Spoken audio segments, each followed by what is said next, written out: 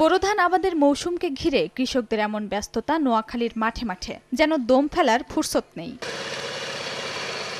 আধুনিক পদ্ধতির পাশাপাশি গরু মহিষ দিয়ে হাল চাষ করে যেমন তৈরি হচ্ছে জমি, তেমনি চারা রোপণ সহ সেচ কাজেও ব্যস্ত তারা। কিন্তু উৎপাদন খরচ নিয়ে দুশ্চিন্তার শেষ নেই। তেল, সার, কীটনাশক সহ অন্যান্য কৃষি উপকরণ কিনতে হচ্ছে চড়া দামে। এতে ফলনের পাশাপাশি ভবিষ্যতে খরচ তোলা নিয়েও শঙ্কায় রয়েছেন চাষিরা। বর্তমানে জিনিসের যে দাম, খরচ হিসাবে আমরা বর্গা করি, আমাদের পোষায় না। সারের দাম বাড়ছে, কালা সার বাড়ছে, বদলার দাম বাড়ছে, 700 টাকা বদলা।